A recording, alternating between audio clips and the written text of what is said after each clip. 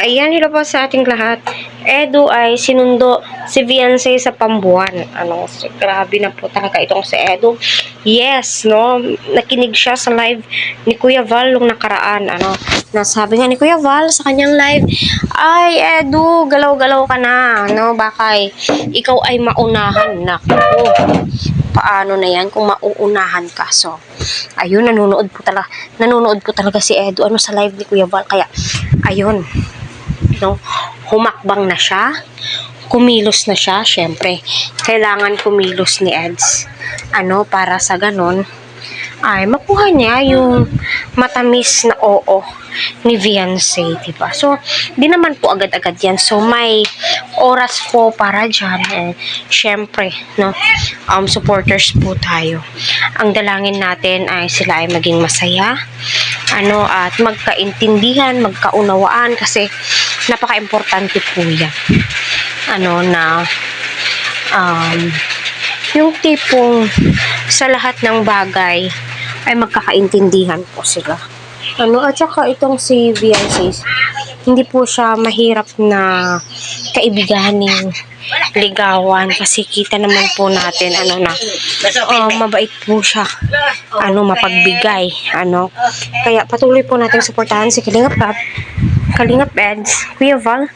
Huwag ho natin skip ang kanilang ads. So, ay naku, marami nga po ang nababaliw ngayon, na tawag nito, parang natotorete sa Edsy.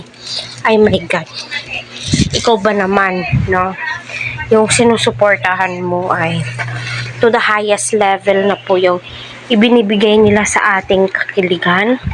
Kaya sarap kaya sa puso yung mga sinusuportahan natin, yung nagkakatuluyan, di ba? Aminin nyo.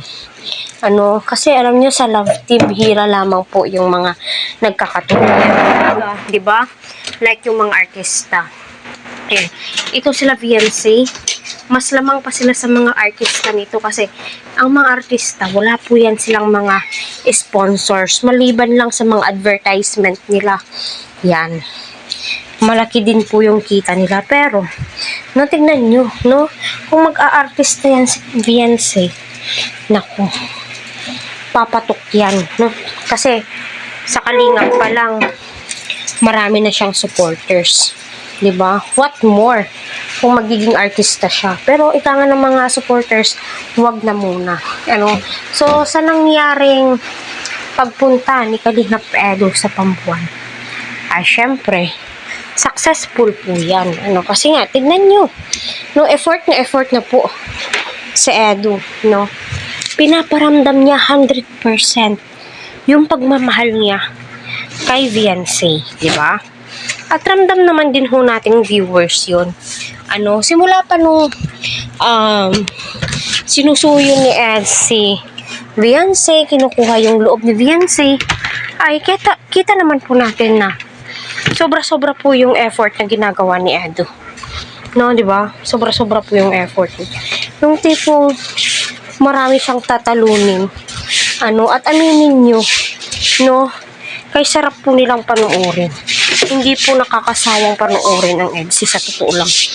Sila po yung mga stress reliever natin. Sila po yung artista ng buhay natin. Sila yung patok sa takilya ngayon. Pwera na lamang po sa ibang love team. Kasi may kanya-kanya po tayong sinusuportahan, at respetuhin po natin yung bawat isa, diba?